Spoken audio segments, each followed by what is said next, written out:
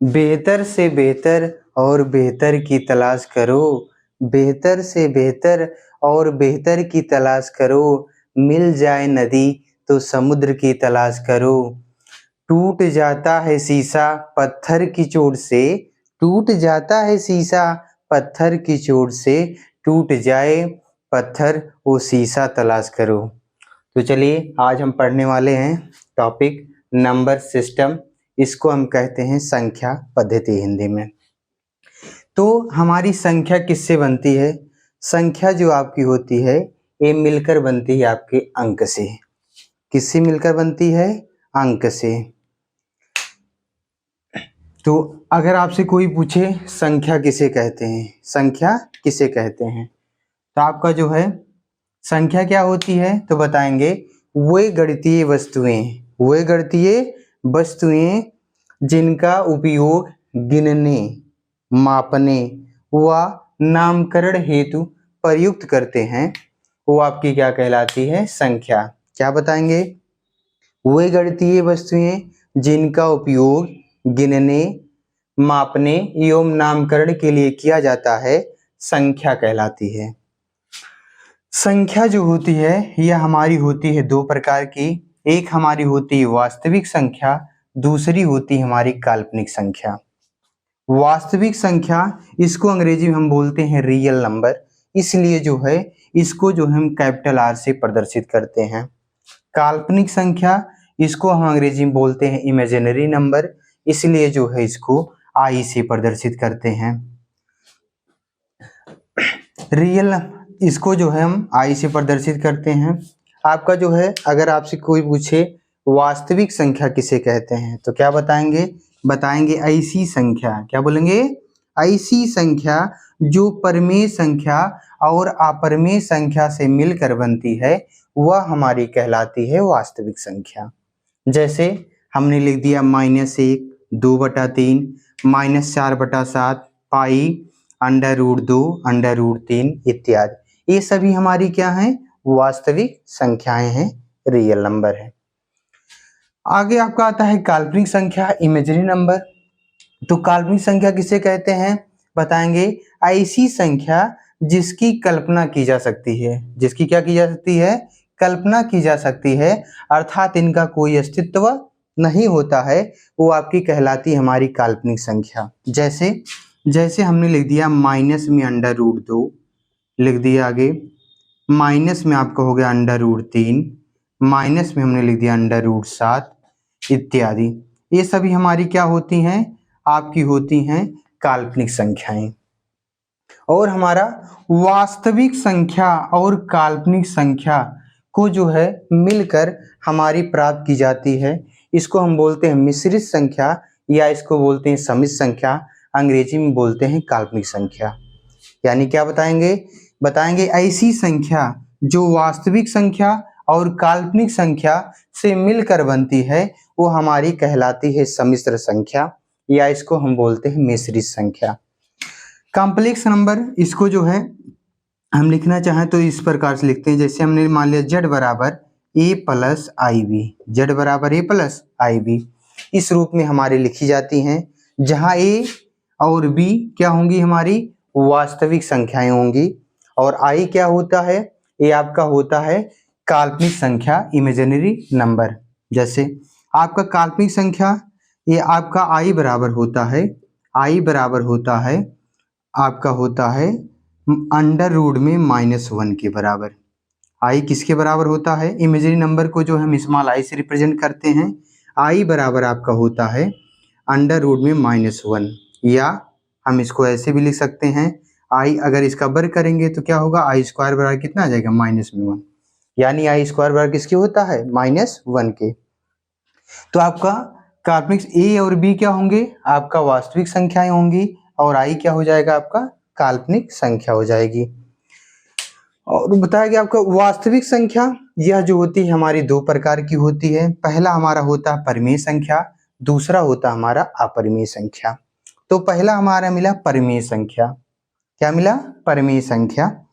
परिमेय संख्या क्या होती है तो बताएंगे ऐसी संख्या जिसे हम P/Q के रूप में लिख सकते हैं, ऐसी संख्या जिसे हम p बटा q के रूप में लिख सकते हैं। और क्या होता है, जहां आपका जो होता है p व q जो होते हैं पूर्णांक होते हैं और q जो होता है इज नॉट इक्वल टू होता है 0 के, यानी इसका जो हर जो होता है कभी भी 0 के बराबर नहीं हो सकता है, वह आपकी कहलाती है परिमेय संख्या।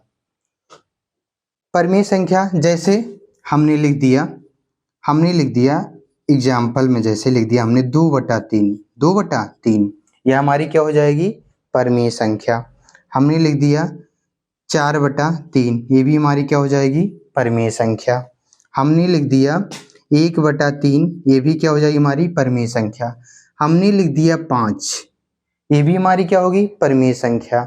आपका 1 2 3 4 5 6 ये सभी क्या हो जाएंगे हमारी परिमेय संख्या जो गिनती हो। क्योंकि इन्हें हम जैसे 5 है तो इसको लिख सकते हैं 5/1, p बटा q के रूप में लिख सकते हैं, इसलिए हमारी क्या हो जाएगी परिमेय संख्या।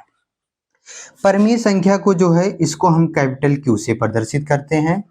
अगला आपका आता है अपरिमेय संख्या, इरेशनल नंबर इसको बोलते हैं।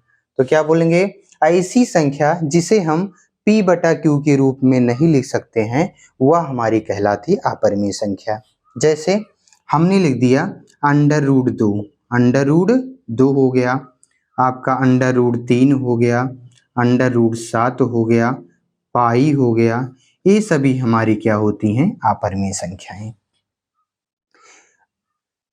और हमारी जो परिमेय संख्याएं होती हैं ये कई प्रकार की होती हैं। परिमेय संख्या हमारी क्या होती हैं, कई प्रकार की होती हैं। पहली होती है हमारी प्राकृतिक संख्या, इसको हम बोलते हैं नेचुरल नंबर। दूसरा होता है पूर्ण संख्या, इसको हम बोलते हैं होल नंबर। अगला होता है हमारा पूर्णांक, इसको हम बोलते हैं इंटीजर्स। अगला हमारा होता है सम संख्या, इसको बोलते हैं इवन नंबर। दूसरा होता है विषम संख्या, इसको हम बोलते हैं ऑड नंबर। तीसरा होता है अभाज्य संख्या, इसको हम बोलते हैं प्राइम नंबर। अगला होता है हमारा भाज्य संख्या, इसको बोलते हैं कंपोजिट नंबर। अगला हमारा होता है सभाज्य संख्या, ये आपका होता है को प्राइम नंबर, इसको अंग्रेजी में बोलते हैं। और पूर्णांक भी हमारा जो होता है यह 3 प्रकार का होता है। पहला धन पूर्णांक, ऋण पूर्णांक और आपका होता है शून्य।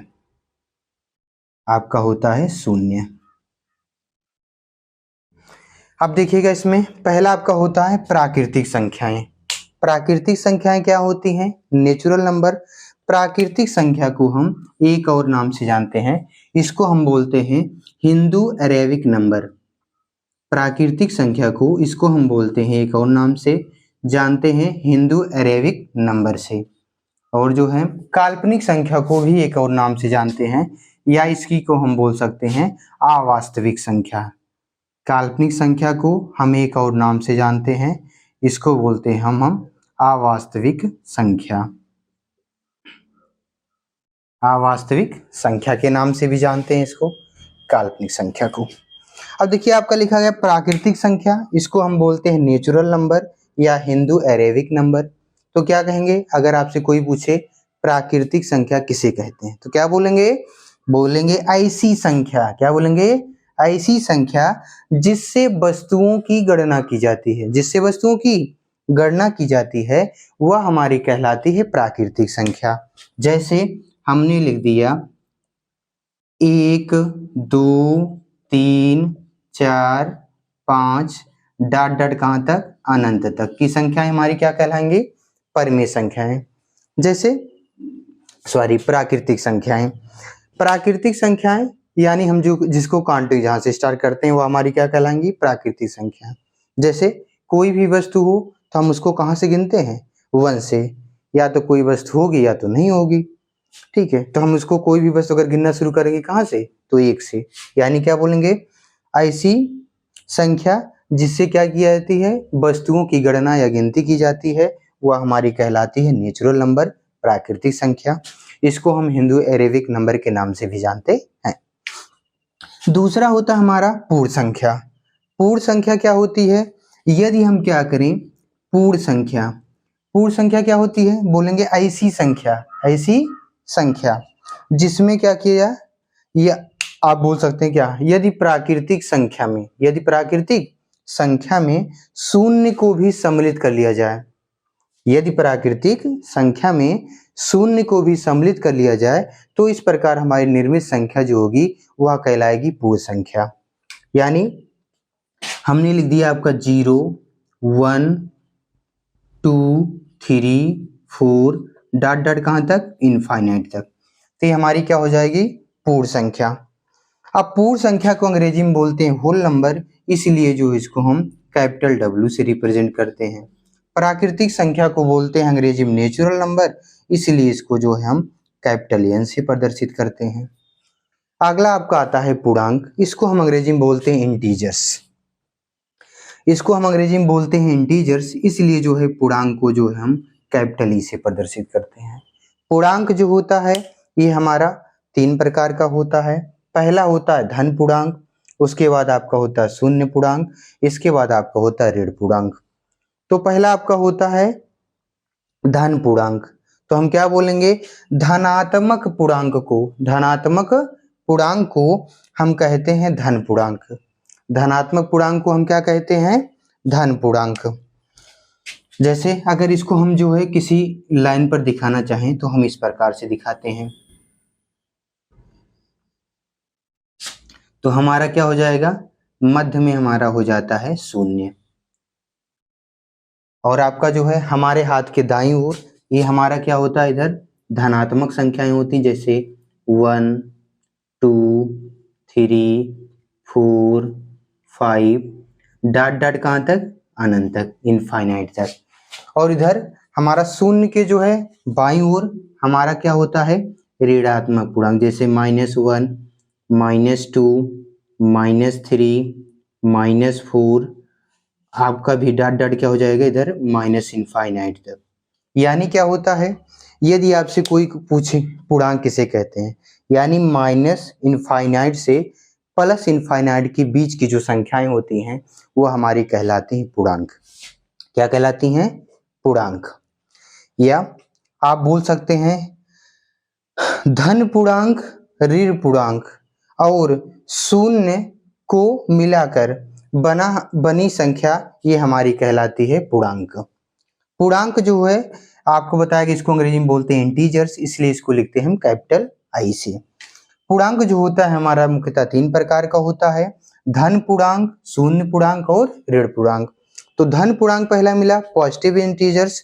पॉजिटिव इंटीजर्स क्या होता है, धन पूर्णांक हम बोलेंगे, धनात्मक पूर्णांक को हम बोलते हैं धन पूर्णांक, धनात्मक पूर्णांक को हम क्या बोलेंगे, धन पूर्णांक। तो इधर हमारा क्या दाएं हाथ की तरफ क्या हो जाएगा, इधर हमारा होता है पॉजिटिव इंटीजर्स। दाएं हाथ की तरफ हमारा क्या होता है, इसको हम बोलते हैं पॉजिटिव इंटीजर्स, पॉजिटिव इंटीजर्स हो जाएगा हमारा। और इसको धन पूर्णांक, और इधर क्या हो जाएगा हमारा नेगेटिव इंटीजर्स, नेगेटिव इंटीजर्स, इसको हम बोलते हैं ऋण पूर्णांक। क्या बोलते हैं, ऋण पूर्णांक। और दूसरा हमारा ये पूरा मिलके अगर हम इसको शून्य को भी इसमें शामिल कर लेंगे तो ये हमारा पूरा क्या बन जाता है, इंटीजर्स। क्या बन जाता है, इंटीजर्स। ठीक है। अगला हमारा होता है ऋण पूर्णांक। यदि आपसे कोई पूछे ऋण पूर्णांक किसे कहते हैं तो क्या बोलेंगे, बोलेंगे ऋणात्मक पूर्णांक को हम बोलेंगे ऋण पूर्णांक। जैसे आपका हो गया माइनस इनफाइनाइट से डॉट डॉट -4 -3 -2 -1 तक। अगर आपका धन पूर्णांक कोई पूछे तो क्या बताएंगे, 1 2 3 4 5, ये सब हमारे क्या हो जाएंगे, धन पूर्णांक। या यही हमारा धन पूर्णांक ही ये कहलाता है नेचुरल नंबर। धन पूर्णांक को हम क्या बोल सकते हैं, नेचुरल नंबर। यानी 1 से लेकर आपका इनफाइनाइट तक हमारा क्या कहलाएगा, नेचुरल नंबर। नेचुरल नंबर को हम किससे लिखते हैं, n से। अगर हम क्या करें, यदि जो है हम क्या करें प्राकृतिक संख्या में, या बोल सकते हैं धन पूर्णांक में, यदि हम क्या करें शून्य को भी शामिल कर लें, शून्य को भी शामिल कर लें तो ये हमारा बन जाता है होल नंबर, जिसको हम बोलते हैं पूर्ण संख्या। यदि इसमें हम शून्य को भी शामिल कर लें तो हमारा क्या बन जाएगा, पूर्ण संख्या। और अगर हम क्या करें, इसमें जो है आपका धन पूर्णांक शून्य और इसमें अगर हम ऋणात्मक संख्या को भी शामिल कर लें, यानी ये आपका पूरा, तो ये आपका पूरा क्या बन जाता है, पूरा ये आपका बन जाता है पूर्णांक, इंटीजर्स बन जाता है। ठीक है। अब देखिएगा, अगर आपका पूछे धन पूर्णांक, तो धन पूर्णांक को जो है हम i प्लस से प्रदर्शित करते हैं। धन पूर्णांक को किससे प्रदर्शित करते हैं? i प्लस से। और ऋण पूर्णांक को किससे प्रदर्शित करते हैं? i माइनस से। इसके बाद हमारा आता है सम संख्या, इवन नंबर। यदि आपसे कोई पूछे सम संख्या किसे कहते हैं, सम संख्या किसे कहते हैं, तो आप क्या बताएंगे? ऐसी संख्या, क्या बोलेंगे? ऐसी संख्या जो 2 से विभाजित हो जाती है, 2 से विभाजित हो जाती है, वह हमारी कहलाती है सम संख्या। इसको हम बोलते हैं इवन नंबर। जैसे हमने लिख दिया 2, 4, 6, 8 डॉट डॉट 10, 12, 14, ये सब क्या हो जाएंगे हमारी डॉट डॉट कहाँ तक? अनंत तक। ये सभी हमारी क्या हो जाएंगी? हो जाएंगी सम संख्या। इसको हम बोलते हैं इवन नंबर। और उसके बाद हमारा आता है विषम संख्या, ओड नंबर। सॉरी, यदि अगर आपसे कोई पूछे विषम संख्या किसे कहते हैं, ओड नंबर किसे कहते हैं, तो क्या बताएंगे? ऐसी संख्या, क्या बोलेंगे? ऐसी संख्या जो 2 से विभाजित नहीं होती है, जो 2 से विभाजित नहीं होती है, वो हमारी कहलाती विषम संख्या। जैसे हमने लिख लिया क्या? जैसे लिख लिया हमने, आपका हो गया, हमने लिख लिया 3 हो गया हमारा, 5 हो गया, 7 हो गया, 9 हो गया, 11 हो गया, इत्यादि डॉट डॉट कहाँ तक? इनफाइनाइट तक। ये हमारी क्या हो जाएंगी? ये हमारी हो जाएंगी विषम संख्याएं। इसके बाद आता है हमारा अभाज्य संख्या, प्राइम नंबर। यदि आपसे कोई पूछे अभाज्य संख्या प्राइम नंबर किसे कहते हैं, प्राइम नंबर किसे कहते हैं, तो आप क्या बताएंगे? ऐसी संख्या जो एक और स्वयं के अलावा, क्या बोलेंगे? ऐसी संख्या जो एक एवं स्वयं के अतिरिक्त या अलावा किसी और संख्या से विभाजित नहीं होती है, वह हमारी कहलाती है अभाज्य संख्या। क्या बोलेंगे? ऐसी संख्या जो एक और स्वयं के अलावा किसी भी संख्या से विभाजित नहीं होती है, वह हमारी कहलाती है अभाज्य संख्या।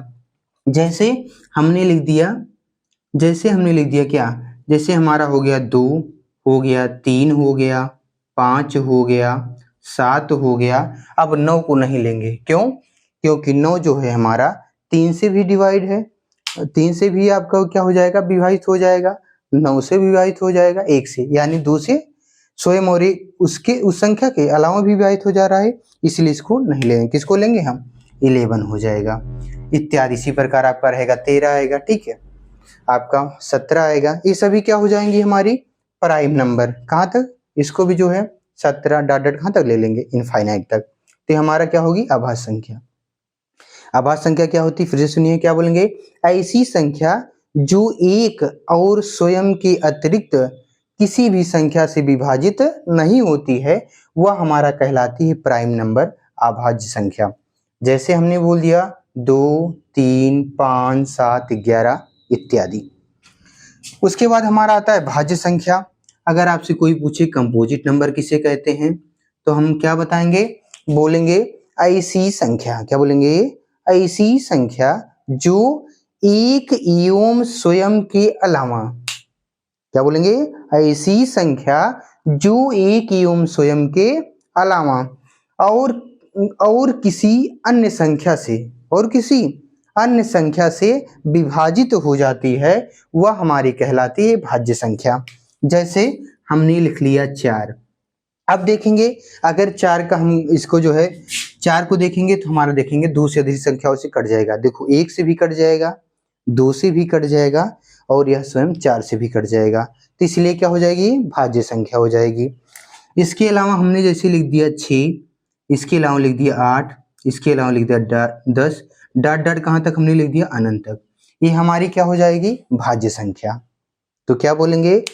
ऐसी संख्या जो एक एवं स्वयं के अलावा, एक एवं स्वयं के अतिरिक्त किसी अन्य संख्या से विभाजित हो जाती है, वह हमारी कहलाती है भाज्य संख्या। जैसे हमने लिख दिया 4, 6, 8, 10 डॉट डॉट कहाँ तक? इनफाइनाइट तक, अनंत तक। उसके बाद हमारी आती है सह अभाज्य संख्या। इसको हम बोलते हैं कोप्राइम नंबर। यदि आपसे कोई पूछे सह-अभाज्य संख्या किसे कहते हैं तो क्या बोलेंगे? बोलेंगे ऐसी संख्या जिनके युग्म का उभयनिष्ठ गुणनखंड हमारा क्या हो? एक हो। उभयनिष्ठ गुणनखंड क्या हो? एक हो, वो हमारी कहलाती है सह-अभाज्य संख्या, कोप्राइम नंबर। जैसे हमने लिख दिया 2,3। अब इन दोनों में देखेंगे अगर गुणनखंड इनका, तो एक के अलावा इसमें कुछ भी उभयनिष्ठ नहीं आएगा। तो हमारा होगा जैसे 2,3 कामा करके लिख दिया हमने 2,7 कामा करके हमने लिख दिया 2,5 इत्यादि। ये सब हमारी क्या है?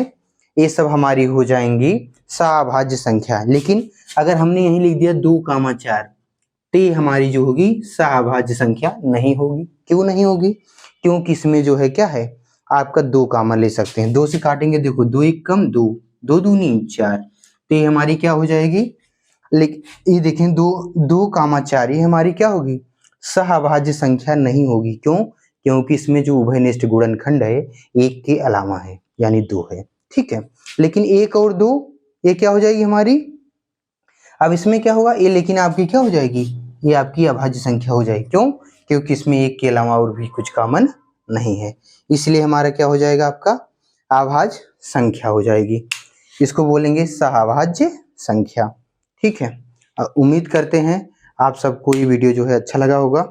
ठीक है, देखेंगे इसके बाद जो है आपका, अगर आपसे कोई पूछे कुछ टॉपिक जो है इसमें जो है याद कर लीजिएगा आप। जैसे आपसे पूछा भी जाता है परीक्षा में, जैसे अगर आपसे कोई पूछे सबसे छोटी समअभाज्य संख्या क्या है? क्या पूछे कोई सबसे? अगर आपसे कोई पूछे सबसे छोटी अभाज्य संख्या क्या है, सबसे छोटी अभाज्य संख्या क्या है, तो हम बताएंगे 2। यदि आपसे क्वेश्चन ऐसा भी पूछे, बोले सबसे छोटी समअभाज्य संख्या क्या है, तो भी हम बताएंगे 2। लेकिन यदि क्वेश्चन में किया जाए हमारी सबसे छोटी, क्या पूछा जाए?